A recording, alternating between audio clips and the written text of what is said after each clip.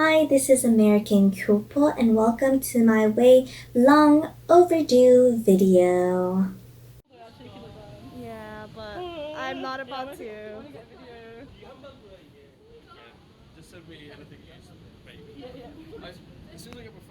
This will be a part 1 out of part 2 video of what the hell happened to me in the last 4 months and update you on my life of being a Gyopo in Korea and teaching. As you can tell, a lot has changed, like my hair.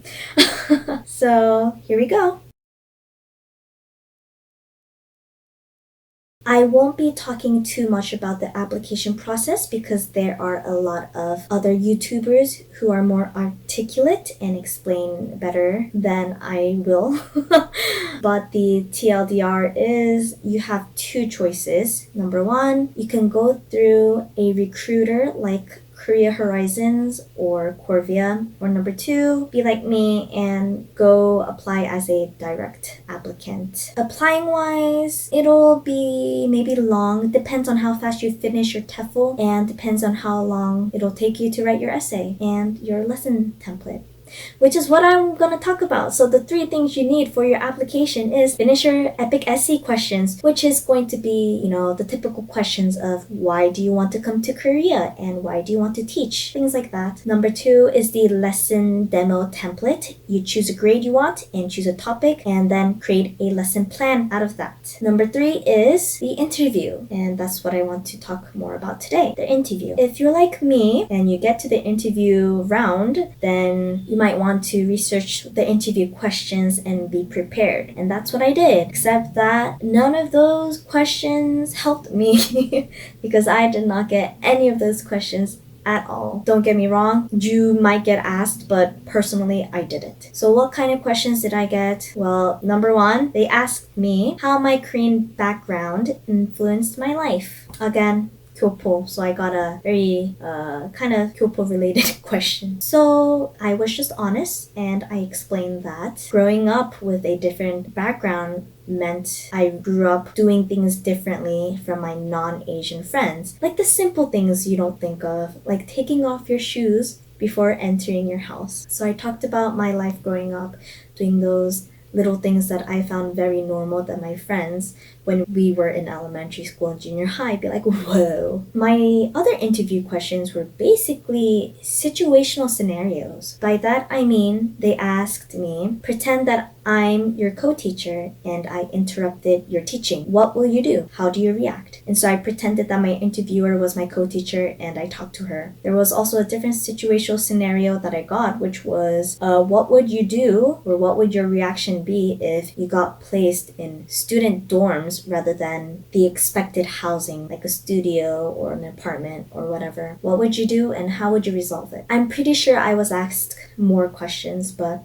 those are the ones that I can think of from the top of my head. And then lastly, you might know this, every person will be asked to do a demo lesson. So that means that your interviewer will give you a grade and they will give you a topic. So I think I got 4th grade and colors. And so I had 5 minutes to prepare and give a 2-minute presentation. And I just pretended that my interviewer was my student, or I just pretended she wasn't there and I was in front of a class. So I pretended I had a picture and I asked the kids, what's this? Anyone? Hand? Jack? What is it? Rainbow, yes, like that. So that's what my application process was like.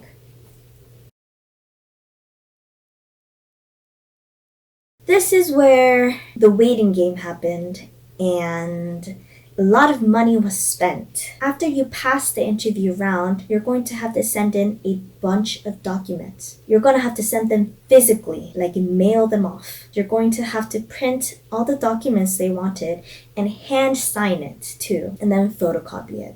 You can't sign it on the computer, nor can you send it electronically to them. You need everything a physical copy. So that means your transcript, your letters of rec, your professors or whoever have to print out the letter themselves and they have to sign it in pen and then email you the physical, like the original copy of it. And that was quite a pain.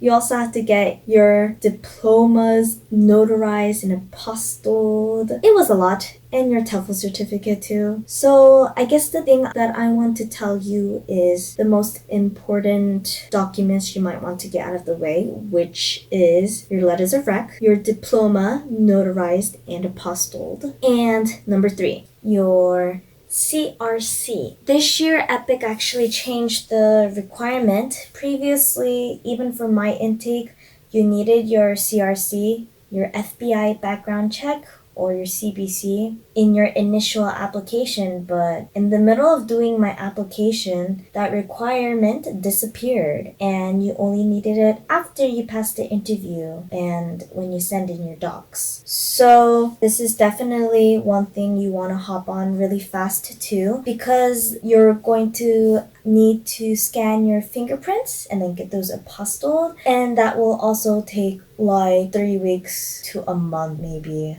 from what I remembered. And I guess one thing I also want to tell you guys is Epik is no longer first come first serve. It used to be whoever applied first, they did it, whoever sent it in order, but now they don't do it. They will look at everything. So don't be worried if you're part of the spring intake like me and you sent it in December. It's fine, they'll still look at it. As long as it's before the deadline, you're good.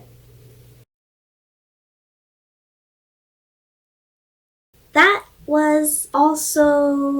was a pain from what I remember, because you have to start your visa application right after you get your province placement. So the problem is that you get your placement a month or two before you have to leave for Korea. So what does that mean? That means we all get our results around the same time, and then we have to start making appointments to the Korean embassies, and that meant that there was basically no in-person appointments available for some places, but also no appointments available in person in general because it's been booked. And you can mail it in, and people have to mail it in because some people don't have an embassy near them. But then the problem was that mailing it in, it would take like 1 to 2 months. So basically it was saying that it might get there right before you leave or maybe after. So there was a huge deal about that, and everyone was freaking out, and so was I. And fortunately for me, I kept on checking the embassy website. I made an appointment, but it was too far ahead, and I just kept on checking daily to see if there was any earlier appointments available. And eventually there was. I was very fortunate. And then of course you needed to prepare all the visas for your E2, the English teaching visa. If you are a Gyopo, you could have technically applied for the F4 visa, and I was going to do that, but it required more money. They wanted a CRC again, so that meant that you had to do your fingerprint again if it was over a month old, which mine was, and you'd have to get that and apostilled again, I think. And then waiting for that would take like another, 2 weeks, 3 weeks or something. So I did not apply for the F4 visa, and I just went with the E2. But then when I did my E2 visa, I went to the embassy, and then they were like, well, do you know your Korean identification number? And I said, what? They were like, your identification number. And I told them, well, I'm not a Korean citizen anymore. I gave up my citizenship like a few years ago, and they also left me a voicemail confirming that I no longer have it, but they needed it, and this is what we call a 주민 등록번호, and I guess they still needed it to double check that I was no longer a citizen. And I had to fill out a bunch of documents, but your girl didn't understand the documents at all because that is a different language, official document language that I don't know. But fortunately, my dad was with me. So my dad knew my identification number, and he filled out the documents for me. And so then they were like, okay, well, your visa is probably going to take another week or half a week longer because we have to double check that you're no longer a citizen. And I was like, oh my gosh. And I had to pay more money again. So there's that. I have a different Gyopo friend too who told me that she had to revoke her Korean citizenship when she had to do hers. So there's also a different case if you still have your Korean citizenship. And I heard that someone else got a Korean passport. This one I'm not too sure, but that's what I've heard. But yeah, if you're like me, this kind of issue might arise. So just be prepared for some extra work as a Gyopo. And if you still have your Korean citizenship, so yeah. I'm in Gangwondo and my district is called, or my region is called Cheongseon-gun. So here's a tip for you guys. If your, I guess, district area ends with a she, you're gonna be in the city, okay? Like, it will be city. If you end in a gun, it'll be rural. So I'm Cheongseon-gun. If you're in Chuncheon, you're Chuncheon-si, and that is city. I know a lot of you guys might be afraid of going to the rural side, but that's something that you need to expect. Like, I came here doing this program knowing that I might be placed in the rural side. My preferred placement is Seoul, but if you do Seoul, there is like a 90% chance that you won't get Seoul because everyone wants Seoul in the city, right? But I didn't care where I ended up, so whatever. I just put Seoul due to convenience of my family being there, but I knew I wouldn't get it. So Cheongseon-gun is it's high up in the mountains. It's next to Pyeongchang-gun where the Olympics was held. Yeah, and it's very in the middle of Gangwondo. But when I first heard that my place was called Cheongseon-gun, I was like, where the hell is this place? And I was really confused. And I was like, oh my gosh, this is the mountains. Because I am not a mountain person. But once I came here, it actually wasn't as bad as I expected because the country or rural area I was expecting was the place just having nothing. Like nothing to do, nothing to eat, nothing to shop, right? Literally nothing.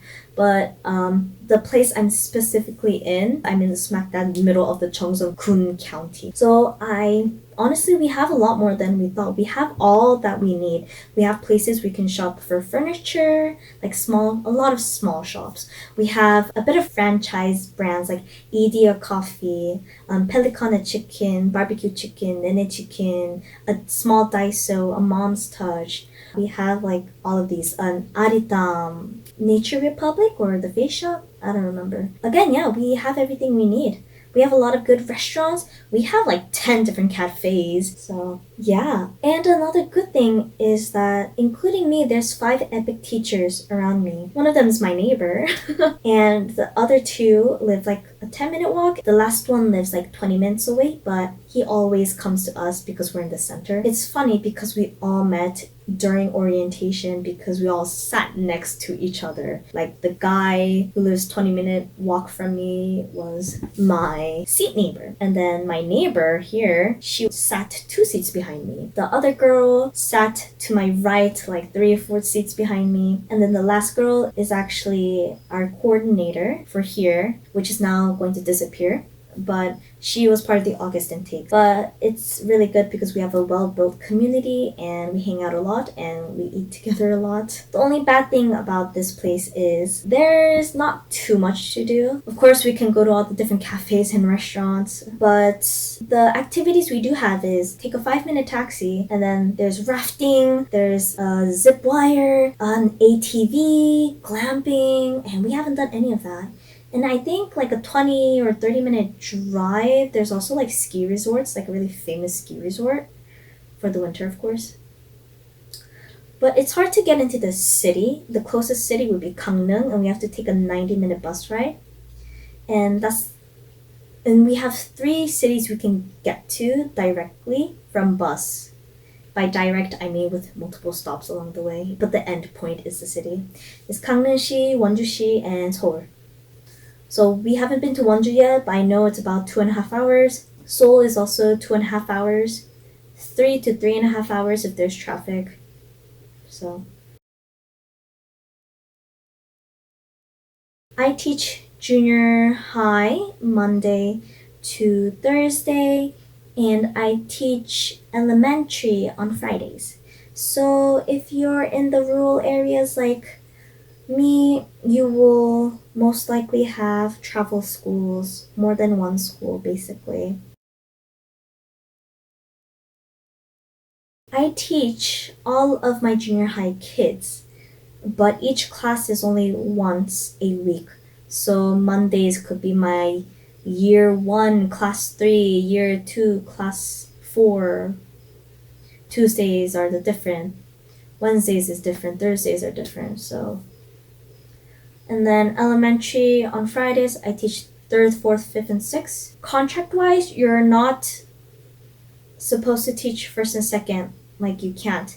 But there will be a loophole in which you might end up teaching them like I do, because I do after school club or after school class where this kids can sign up and take classes. So I also do 3rd, 4th, 5th, 6th plus a 1st and 2nd grade after school class and a 3rd and 4th grade after school class.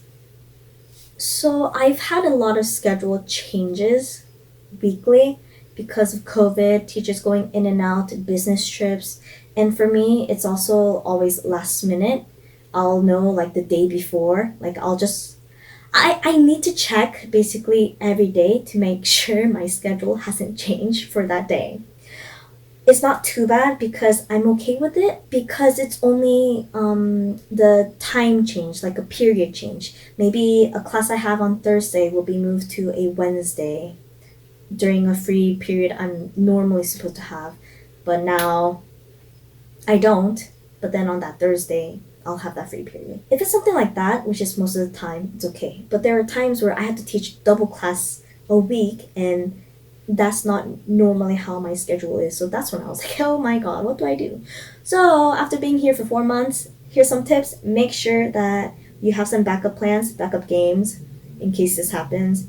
And also, make an Excel spreadsheet with all your classes and list bi-weekly what lesson you did, because I have to do that because all my classes are at different levels right now and different paces and different lessons. So it will be a lifesaver. How was my first week? That was 4 months ago, right? So if you've done your research, the Korean education system is different and their new school year starts in the beginning of March, and we started on a Wednesday this year. And that was my birthday. So that first day of school was my birthday. You most likely will not be teaching your first week, or like that weird first half week you have. I went in Wednesday, Thursday, Friday, and it was just an intro to school and know the teachers and see where your classrooms are. And then that week after that, my schedule again was just very weird because COVID in and out, and we actually went online for a week because of COVID. So I had to do all my intro lessons online. That was a good thing. At least it was only my intro lessons I did online. So that was okay. But then, because of another schedule change, I didn't meet some of my classes until that week after. And so I was still doing my intro classes. And I saw my kids face to face, right? And then I had technical difficulties for a few periods. The computer just was not working, or the password was wrong and stuff like that. So I had to just kind of do my intro lesson without the PPT I made. But again, at least it was an intro lesson because otherwise an actual lesson would have been really hard on me for that first week. But I made it work, and luckily someone came in and fixed the computer later. So that was eventful. So this is where I will be ending for this first part of the video. See you in the next one.